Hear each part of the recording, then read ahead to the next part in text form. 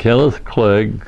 I was born in Valley Junction, Iowa, 724 8th Street, my grandmother's home.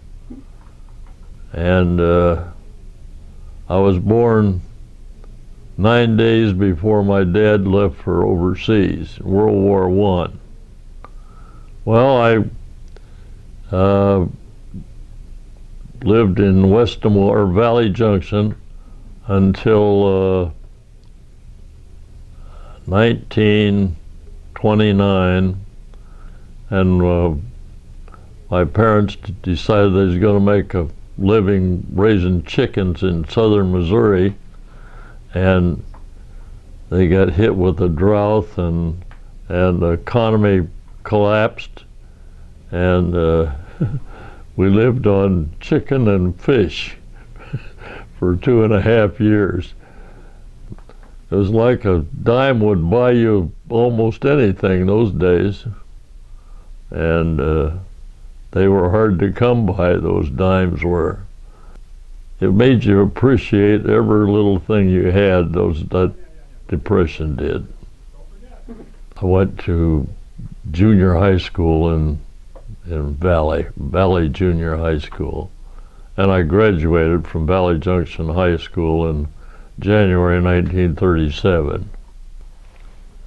I registered for the draft in October of 1940. I took my first examination for the draft in September, and I think it was late September, and I knew when Japs bombed Pearl Harbor that it wasn't going to be long. And we went up to Minnesota to my sister's place for Christmas. While we were up there, I got a letter that was forwarded from the draft board, and I reported, I think it was January 1942, and I got 10 days leave, and I was drafted the 28th, I believe, 27th, but didn't get officially drafted until the next day. That was at Fort Des Moines. Then I went to basic training in Fort Leonard Wood. Well, I was mechanically inclined, and they sent me to an automotive school down there. I was at Fort Leonard Wood for 14 weeks, and then they divided the group up into several different categories, and I was sent to San Luis Obispo, California, Camp San Luis, to the 159th Infantry, and that was a California National Guard outfit.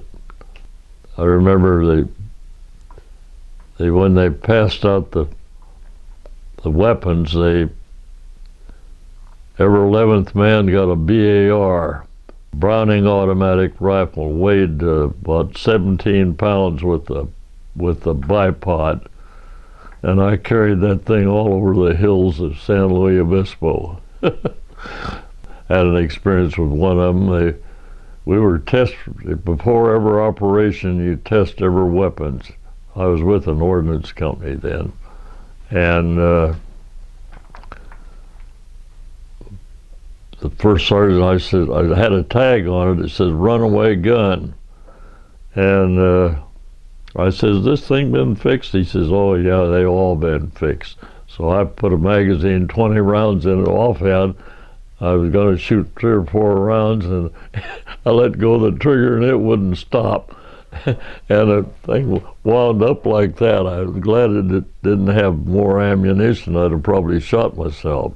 Well, we went to desert maneuvers. Most of the maneuvers were done with half-tracks and other military vehicles. It was hot, and they wanted you to exist on a canteen of water a day. And you'd drink that before 9 o'clock in the morning. And the water was terrible, was in Lister bags, and they so much chlorine in there that you had to hold your nose while you drank it. They were preparing me to be an automotive mechanic, or trucks and jeeps and weapons carriers and that sort of thing. After those desert maneuvers was over, we went back to San Luis Obispo. I was then transferred to the 7th Quartermaster. Then we moved to Fort Ord, and we worked in the automotive shop there. Then was transferred to a school down in San Antonio, Texas, Normal Ordnance Base, and that's where I was going through a school for a little more technical automotive repair procedures. And before that school finished, they wired and said, report back, the division's been alerted. And I wired back for a delay en route because everybody else got a furlough after the maneuvers, and I didn't get one.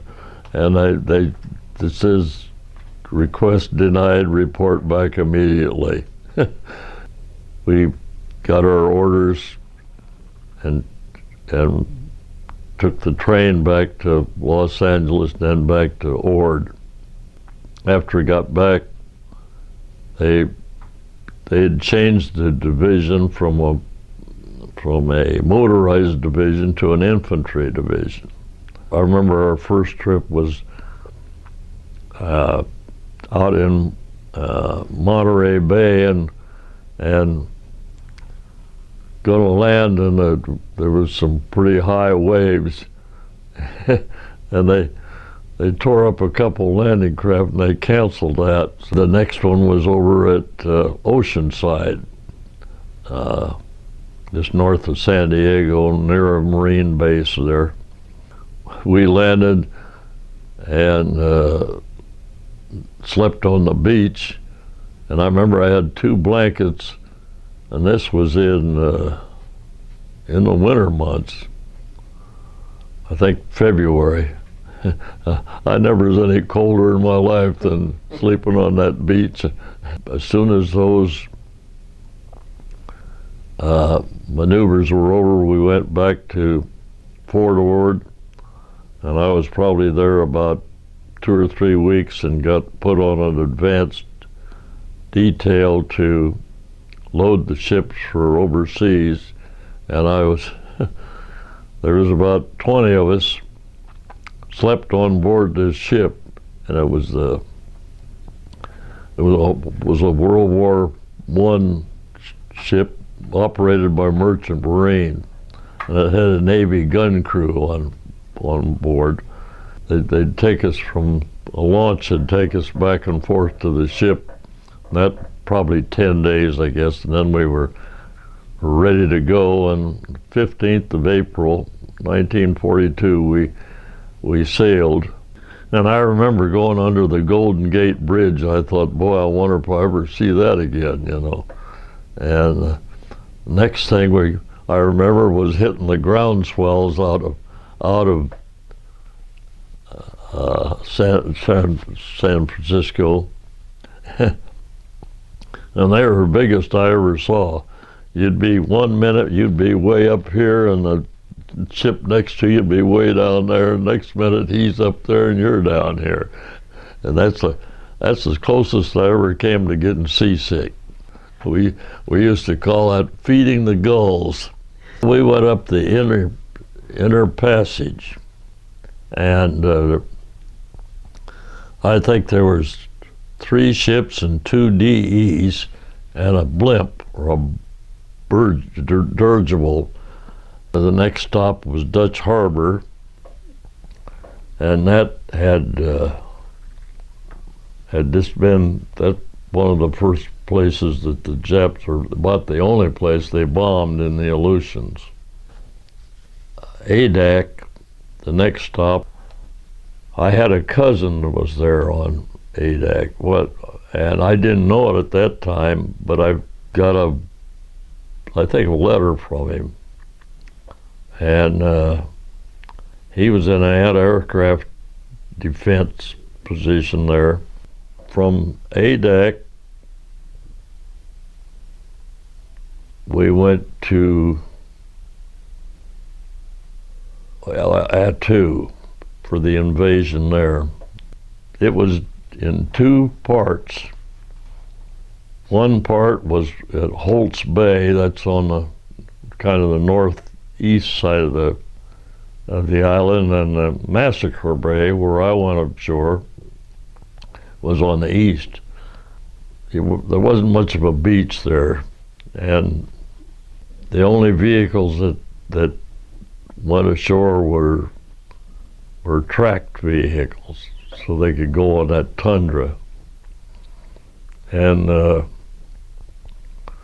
I was sure glad I got out of the infantry when we went there, because I think that was the toughest operation in the Pacific. They expected to take that island in 3 or 4 days, and it took almost a month. And there were more cases of trench foot and weather-related hospitalizations than enemy caused. It got down to about 20 degrees, and with that moisture, that really goes through you. I was lucky in Attu. I drove a cat with had an A-frame on it to unload heavy stuff off a landing craft. The closest I came to combat there was the 7th Medics had their temporary hospital set up, and the patients were in pup tents. And the Japs got in there and they bayoneted a bunch of those guys in the pup tents. They were making a charge up this hill, and the infantry had a defensive position set up on top, just back from the crest of this mountain. And they came up the hill, and they had the machine guns there, and they annihilated a bunch of them. And the others knew they weren't going to make it. They committed hara-kiri by holding a hand grenade against their chest, and they made their final stand there. And they probably got within just a few hundred yards of where we were bivouacked on, and we never bivouacked back from the beach very far.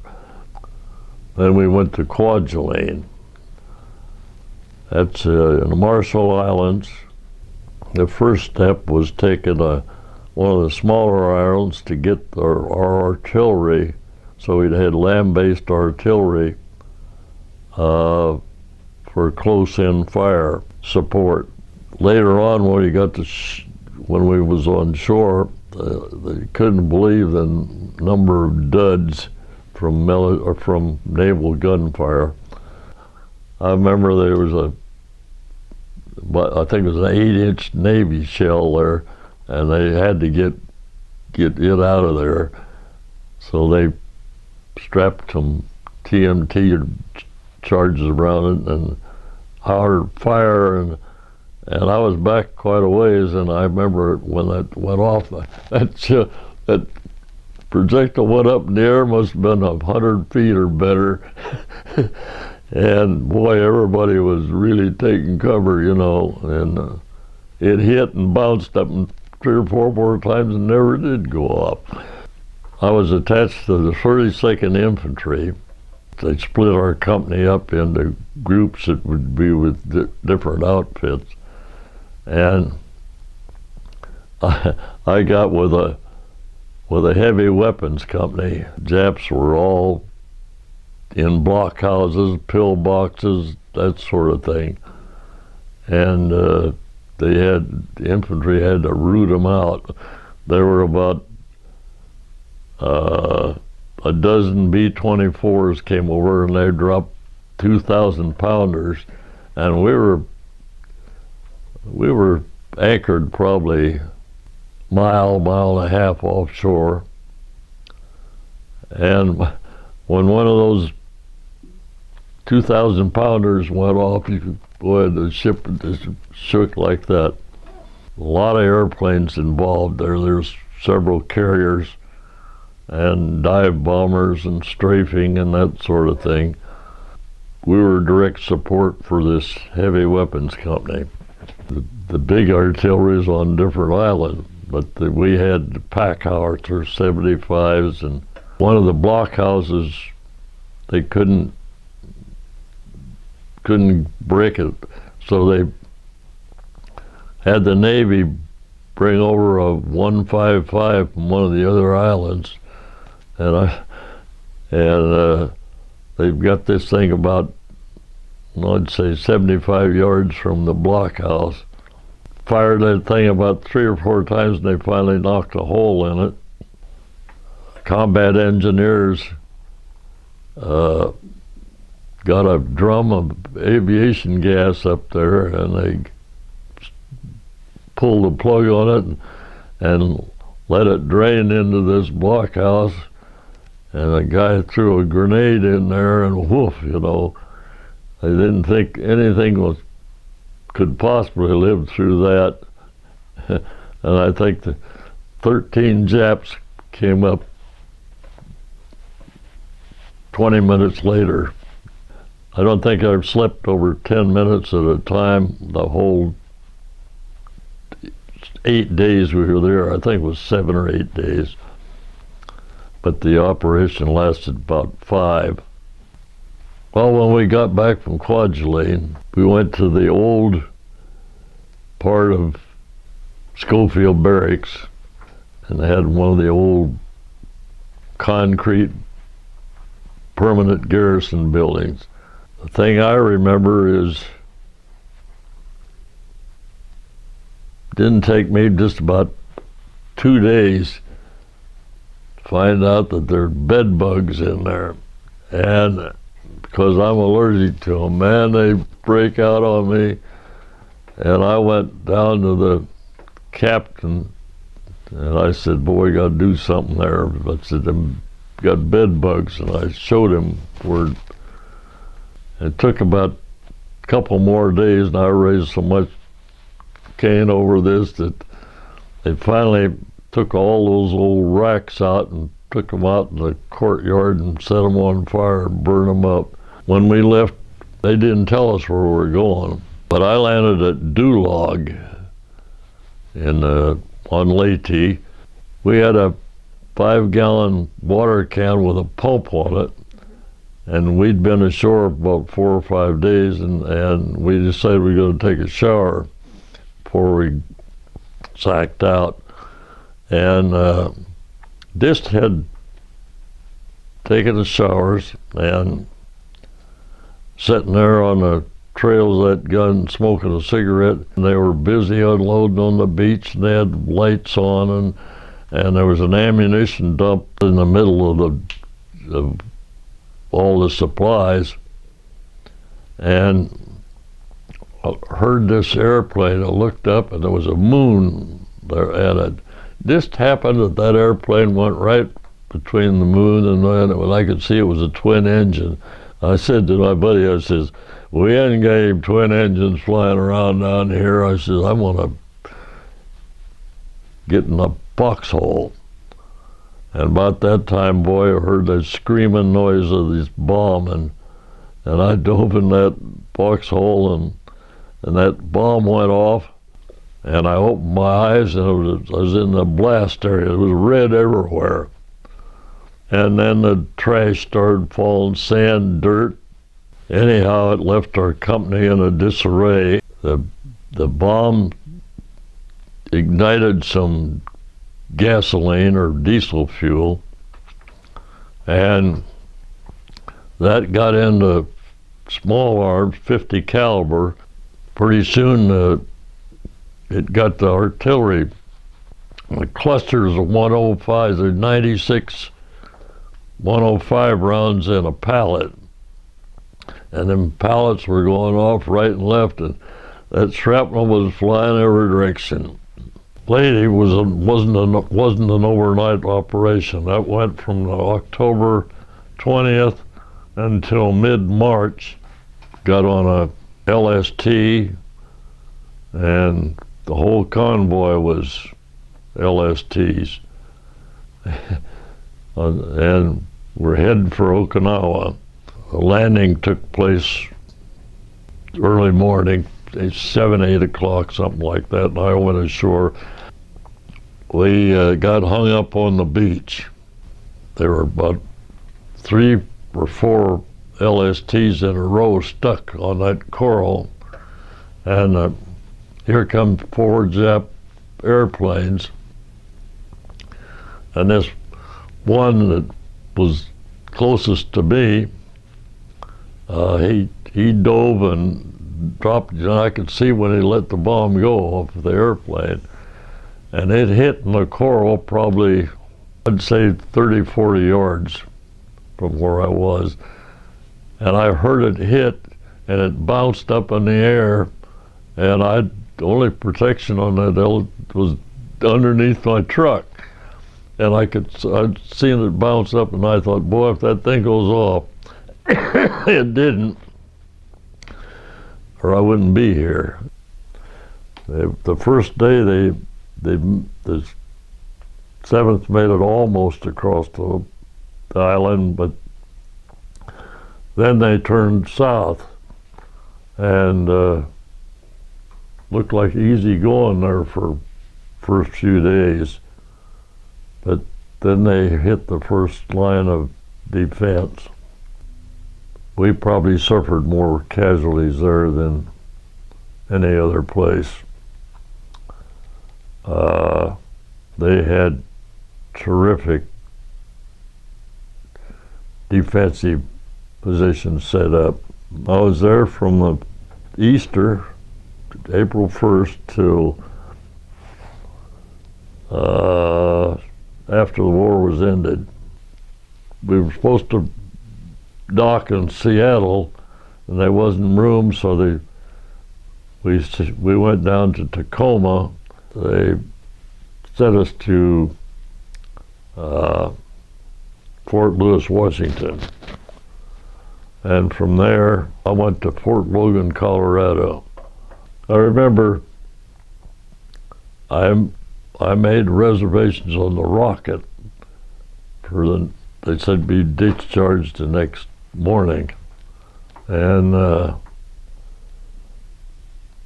went through the discharge, and they said go in that room and get your decorations, and I says, do I have to? Because I had a reservation on that train for an hour later, and that was the only one a day. Anyhow, made it home in one piece, and I'd hate to go through it again, but there's just some good memories and a lot of them that not so good.